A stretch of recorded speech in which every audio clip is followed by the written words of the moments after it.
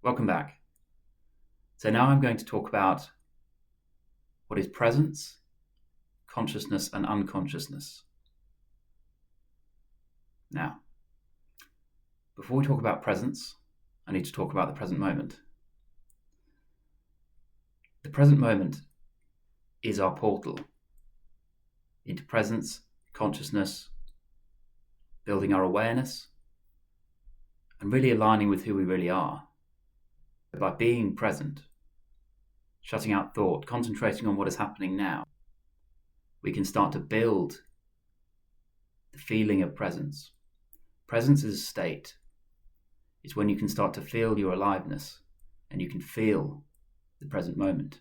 You're connected to the present moment.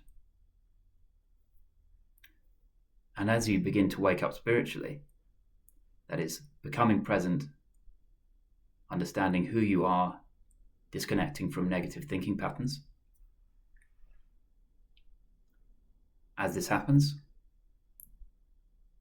concepts become reality. And it starts to make sense. But we have to start with recognizing and connecting with the present moment so that we can build our presence. We can be conscious to everything that's happening around us, conscious to our own mind, and conscious to each other. Really means we are now in control again. We have our awareness, we have our consciousness back. Because the default state at the moment for human beings is unconsciousness. Now that is that we spend most of our lives thinking about past and future. We're not really here when we're doing that. We're not in the present moment. We're not paying attention to the present moment. And even if we think we are, we're thinking about the present moment. We could be witnessing something happening and we could be thinking about everything that's happening. Analyzing, naming, judging, constantly. Now that is the state of unconsciousness. For we are not truly in the present moment. And without it, we cannot generate presence. Now, presence is key. And once you start to practice it, you start to feel it and it starts to make sense to you. Not just conceptually. You start to feel it. You start to understand deeply. And in today's society, it is increasingly difficult to be present when we have so much stimulus for the mind. It's constant. It comes through mainly from our phones, reading articles in the newspaper every morning, filling our mind up with content, concepts, judgments and positions. And we start to form identities and strengthen beliefs around certain ideologies, which unknowingly we become attached to personally. We believe they're who we are.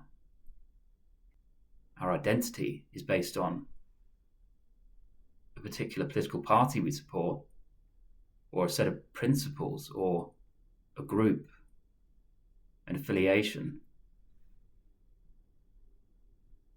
even to certain likes and dislikes. If you're very unconscious, then people that are different from you in terms of what they believe, or even things that they like or don't like, it becomes a problem. It's always going to create conflict. And I'll talk about this more in more detail. And, of course, the driving entity, which is the ego that operates and drives the thinking mind. The thinking mind will never admit that it is the problem. And when you look to solve a problem, you often try to think your way out of it. I had the same issue, trying to figure out why I felt the way I did. Why was I feeling anxious? Why was I unhappy? But my unconscious mind was louder than it's ever been, and that was what was driving the problem. That was the problem. Much like if you hire an investigator to try and find out what is causing this problem in your life. Okay, what's this culprit up to? Who is the culprit and what are they doing? But the investigator is the one doing it, which simply means that you can't go to your mind to solve the problem. And a subchapter in the book was that the ego creates the problem and blames you for it. It's never going to take responsibility, and it will never provide an answer. For the one creating the problem doesn't want you to know it's the problem. The problem is that we're trying too hard. Sometimes we're trying too hard to fix problems. We end up creating more problems. Or how can I stop this problem from happening in future? I'm going to think about this, and then if that happens, I'll do this. And if this happens, I'll do this. And you've just created more mental clutter. So it's important now more than ever to wake up spiritually, to be more present, and to understand who we really are. Understand what really matters. Real value. The value purely in being conscious.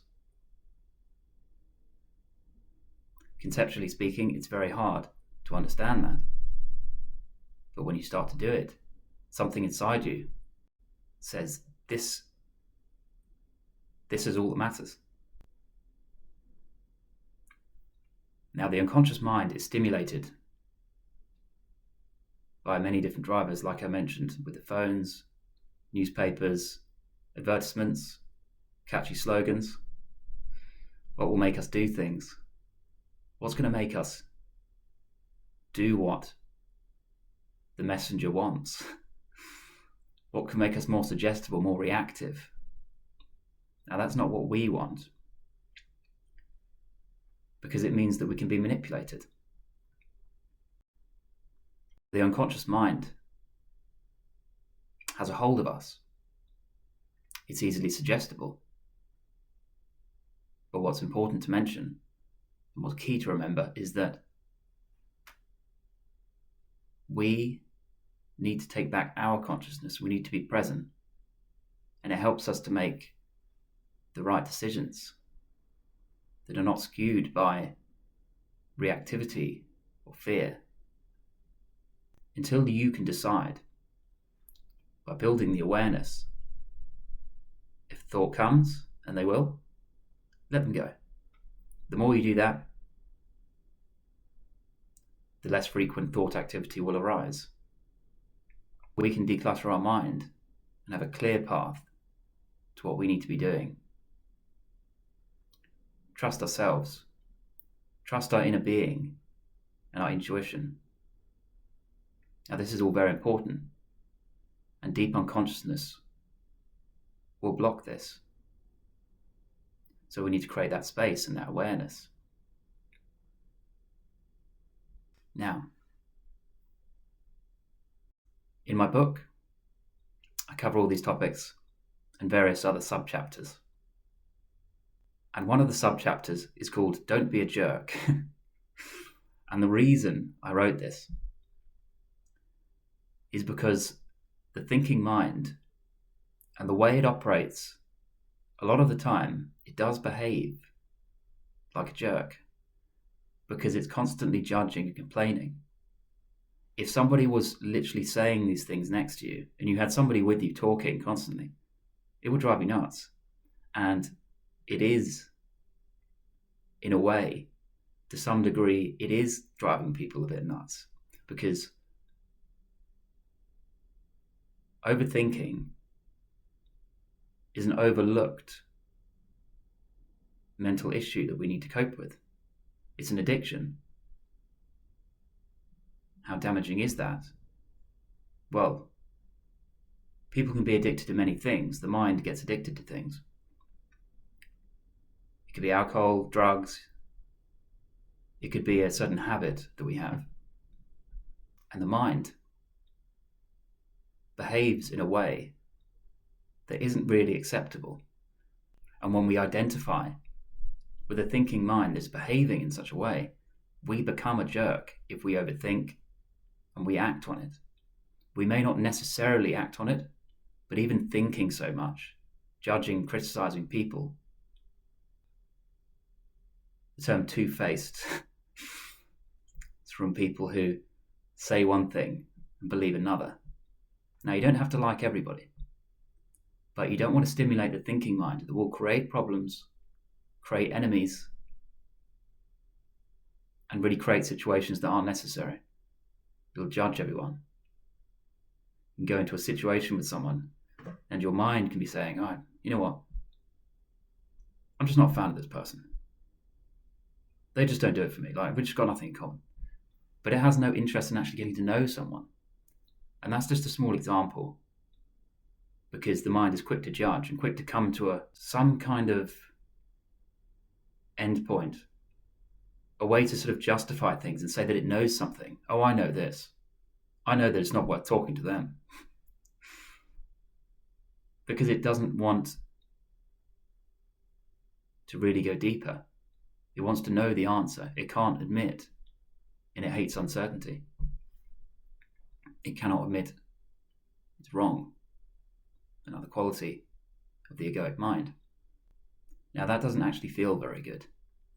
It doesn't mean you have to like everyone.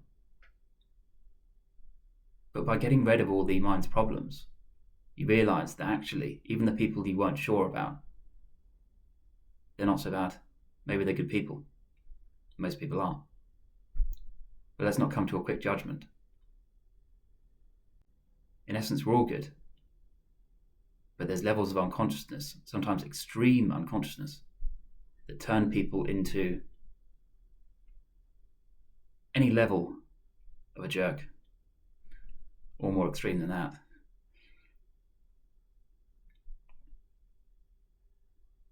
So we need to clear our mind, and we need to recognize who we are, which is not the thinking mind. Don't feel guilty for the thinking mind. A thought comes to you, sometimes you feel guilty, and you think, I didn't like that thought, but I still thought it. No. You already know. If you can judge a thought, you already know, but you need to create that separation. Remember, you are not your thoughts. And by building this awareness, these thoughts will change, because they can't exist in the space when you build awareness. They can't exist when you pay attention to it, simply by looking at it. Don't turn away from it. Look at it, accept it, observe it. Then you transmute it. And if you know it's silly, and you really look at it, they either won't come, or when they do come, you'll just laugh at them. As if it were a young child trying to create a problem for you. We must use understanding and practices to be more present in everyday life. Let's explore presence. Let's explore the present moment in a little bit more detail. And our own mind. In the next session, I'll be holding an e-retreat.